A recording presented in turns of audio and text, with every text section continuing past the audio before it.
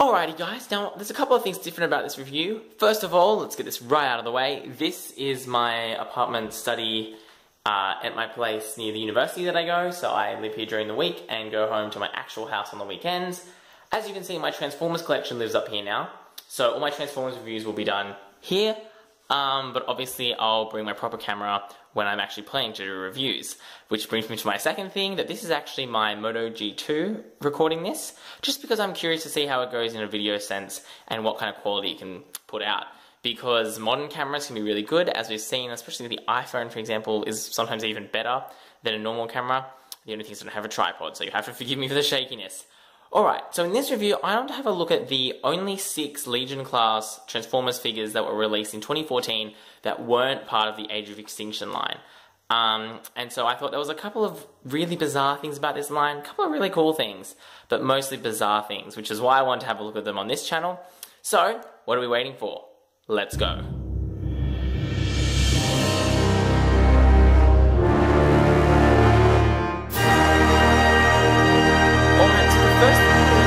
Packaging that these guys came in. Now, they all came in these kind of like blister card designs. What I thought was interesting is that these guys use the Transformers Age of Extinction design with the new Transformers logo and the white, but they actually use drawings from the traditional era. And I think these are meant to be a representation of like older characters, as we'll have a look at when we see the toys.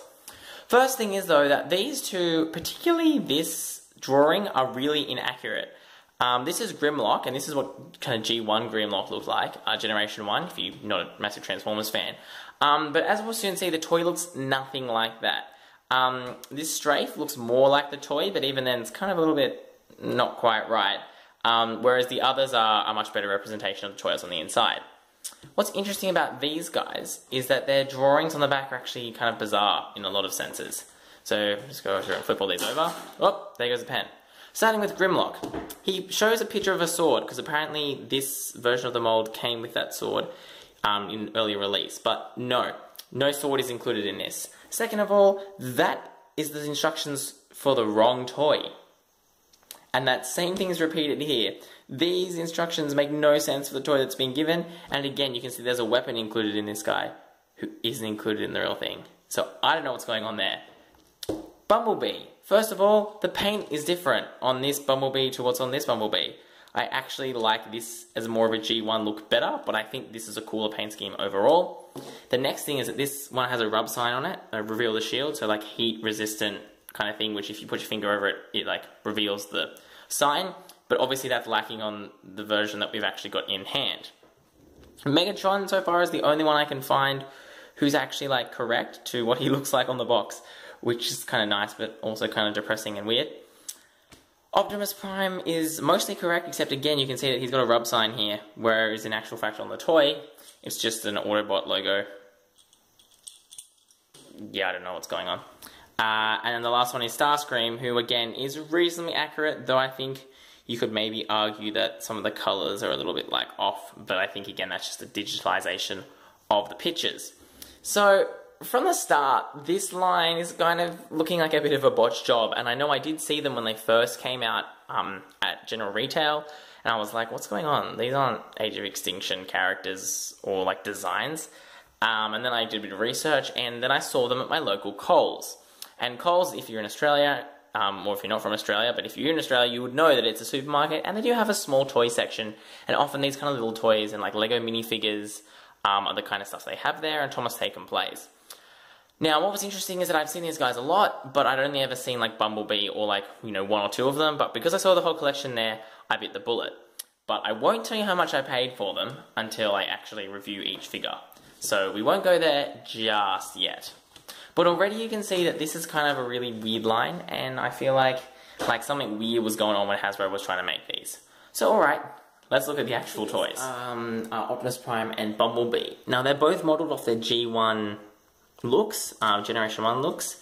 The Optimus Prime does a much better job of that, I think, than Bumblebee. I think his paint, as I said, in this version is a little bit, like they've gotten a bit creative in that sense. I think that it's a bit strange the way they painted this one up. I like it, but it's not like what I would have imagined Bumblebee as.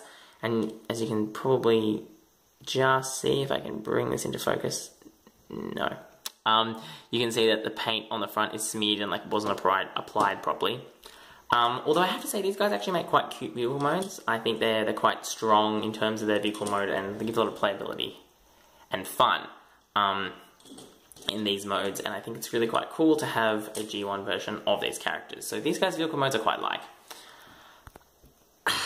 The two Dinobots. Now, they're interesting. I generally have a dislike towards animal transformers, so actually it did take me a long time to buy the Dinobots in the main Age of Extinction line. Strafey is not too bad. I think that they did a decent job of like making him into a dinosaur thing. His legs are a bit limited, and his wings I feel like could extend a little bit more than they do, but like I don't hate it. I think it's okay. I think it kind of does the job, so to speak. And most of the robot stuff hides up pretty well. Now, what is the biggest disappointment of this line ever? This is it's Grimlock. Grimlock is meant to be a T-Rex kind of thing. I actually have no idea what this is. I think this is the correct way to transform it. I'm not actually sure because I don't have the instructions. I honestly don't know what this is meant to be.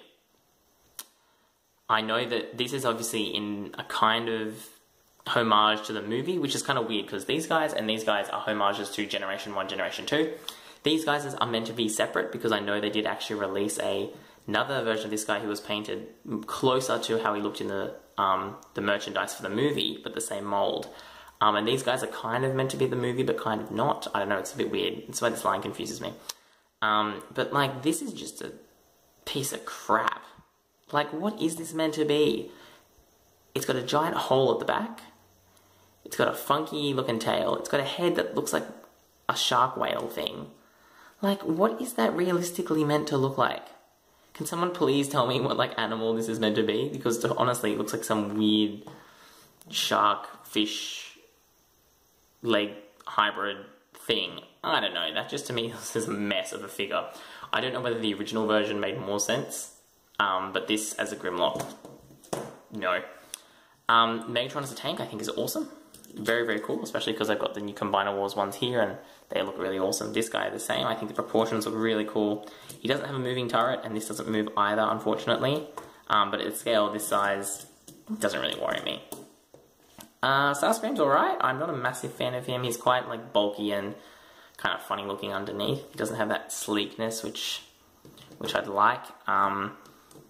He feels a little bit funny, a bit hollow, especially with the holes in the wings and these screw ports. So he's not my favourite, but as like a stand-in jet, like he's not too bad. So overall, the vehicle modes in these guys, you know, they kind of do the job, but like I have seen better. I think the merit in these ones is definitely these three here, and those three are a little bit kind of miss.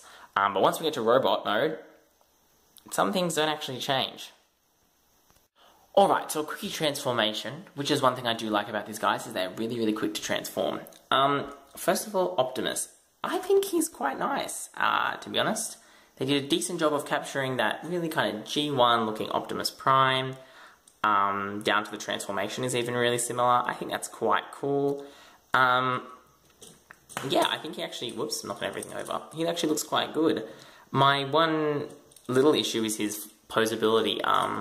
A lack of a moving head is always problematic for me. I think like moving heads are something which are really undervalued in a lot of Transformers figures, but I actually think they're quite like important if you want to pose them. Maybe not so much if you want to play with them, but from a collector's perspective, I think that they're really quite like vital to having what makes a good toy and like what doesn't. The other thing is that his legs have problems with posing because they're so fat. And he doesn't have knees. Which isn't necessarily a problem within itself, but if you can see here, that's as far forward as it goes. And then, yeah, these guys, that's how far back they go. So it doesn't give you a lot of scope. That's about as much as you can get of a walk out of him. So it doesn't give it much of a scope for any good action poses, unfortunately. Especially because he doesn't always want to stand up like that. Bumblebee's, I think, a really quite disappointing robot mode. His feet, I think, look really funny. I know that's G1 kind of look, but I think it looks weird. His head doesn't move. His arms are very panelly, like so you can hardly see the arms because they're stuck behind these giant panels. And they don't have very big range of motion either. They've got a little bit of this, You can see a little bit of side to side there, and they go up and down 360, but that's kind of it. So like they don't have a lot of motion, so I think he's a little bit disappointing in that regard. Robot modes is where these guys actually get a lot better. I really like the robot mode on this guy. I think the wings look quite cool. I think the transformation works. He gets a nice bit of height, and because of the way his ankles work, he actually gets knees as well. So he gets these nice ball joints here, but also some knees kind of down here, which I think really works for this guy. I quite like the little head they put on him. Grimlock is better in this mode. It makes more sense for him to be like this. He looks a bit like a bear now, I think. But what I do like is that the head is actually transformed into the feet, which I haven't seen on any Grimlock before. Usually the head goes up into the shoulders or the arms and doesn't go to the feet, so I think that's kind of cool. But I still think he doesn't quite look like Grimlock. He now looks like a bear with like a big shell. So yeah, he's still a little bit weird to me because the proportions are just kind of weird and bizarre. Megatron, wow. Megatron I think is my favourite in robot mode. If I can get him to come to focus, that'd be really nice. He just looks really, really good. I think he's got a lot of posability. He's got the knee joint from transformation. You can see here there's a nice knee. He's got the ball joints on the hips. He's got the arms. His head is on a ball joint, and the cannon is actually attached to his head, as you can see, like so. So you get some cool motion out of both the gun and his head. So I think he looks really cool as a robot. And Starscream I had really high hopes for, because like this I actually think he looks really cool, very G1. But unfortunately his articulation is very limited. His legs are on swivels, so they only go side to side, no forward and backwards, and his knees only go backwards like that. So you can't really get a running pose out of him because his knees don't go forwards.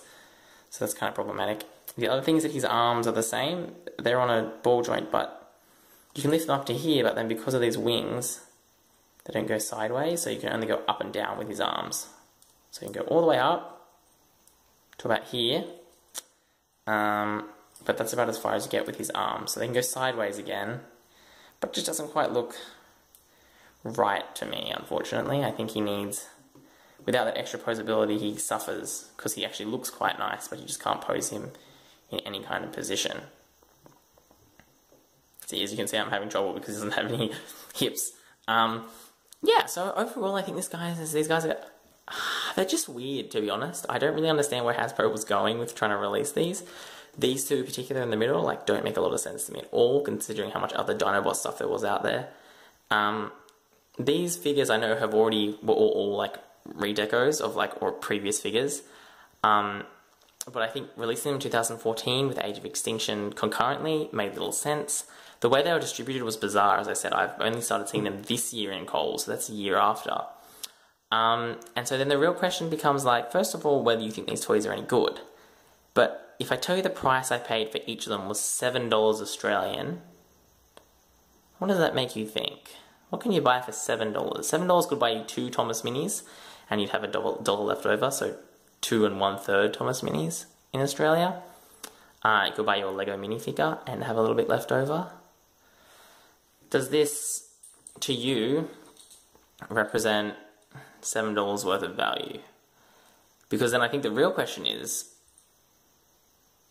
like, this is a Legion class figure, slightly smaller than a Legends class figure. If a Legend class figure, however, in Australia, retails for $20. So let me just grab one of those and show you what I mean. Here is a Legends class Combiner Wars figure, Bombshell. You can see that this would be $20 in Australia. I have seen they can be around $15 depending where you get them, but $20 is the standard. This guy doesn't actually have a head articulation, but he does have knees, he has hips, he has a waist swivel, he has ball jointed elbows, ball jointed shoulders, and also a shoulder hinge. So he's got a lot of posability in him. And as I said, if I try and get him to stand up to a decent size, you can see like that he's probably, you know, a couple of centimeters taller. So yeah, if this is $20, is that worth $20 when this is $7? Is that double and almost triple that? I don't know, guys.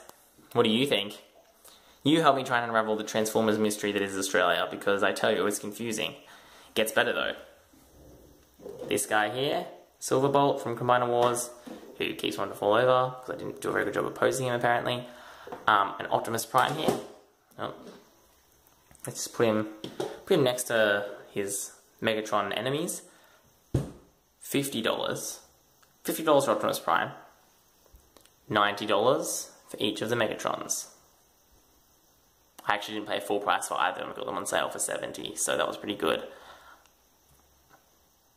$90, $50, $20, $7.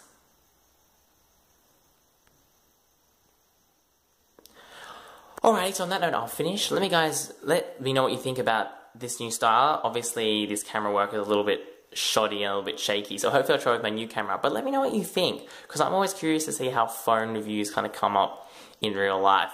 And if you really want me to have another look at some of these Transformers with my other camera and with two hands, because obviously I've only got one because I don't have a tripod, just let me know and I can squeeze them into another Transformers review later on. Alright, so this is the part where I say, thanks very much for watching, guys. Do all those cool things you do on YouTube, because they're great and they help me, and that means I can make more stuff and buy more stuff and film more stuff to show to you guys, which is awesome. And yeah, so that's all I've got time for from XtremeTrainz.